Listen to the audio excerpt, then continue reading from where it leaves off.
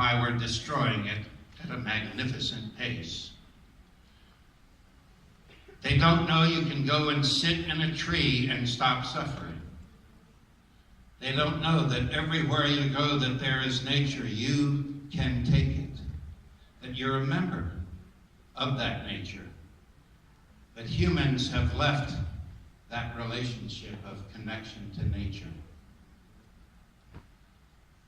And the third thing that I think is a major cause of mental illness is we have at our availability the arts, literature, music, dance, architecture, visual arts, and they are there to give you bliss.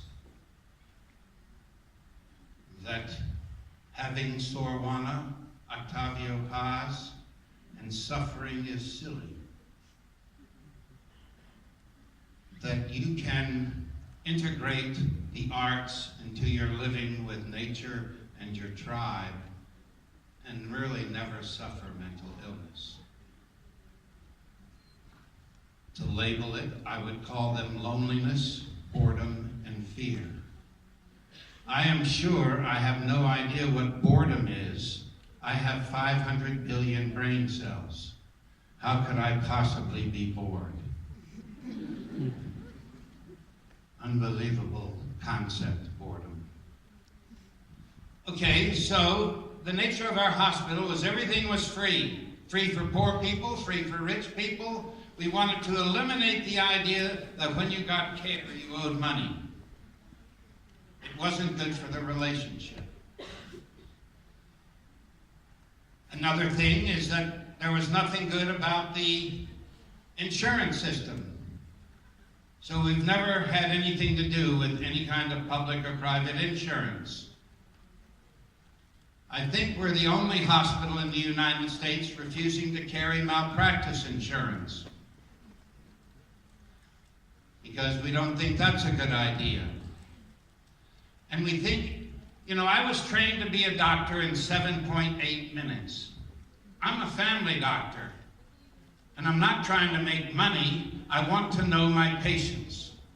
And so my first interview with a new adult patient is 3 or 4 hours long. I usually know them better than anyone in their life after that time. I ask them every question sensitive to life. And what was great is that by showing interest, it was in our home, we fed people, there was a huge amount of fun and play.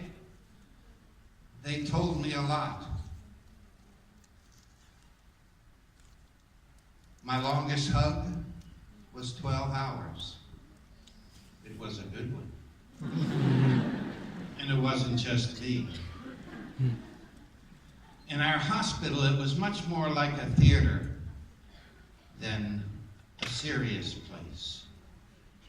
Although theater can be serious, it's a performance of serious. What was interesting is that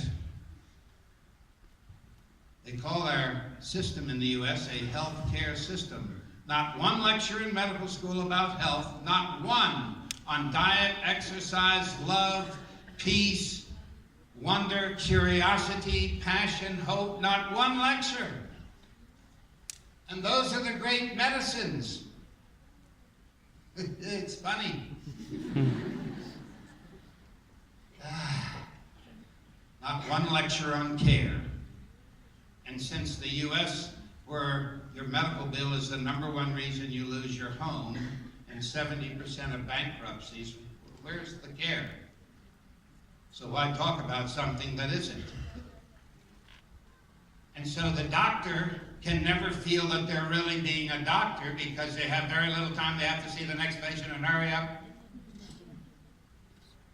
And the patient can never really let the doctor, nurses, know who they are.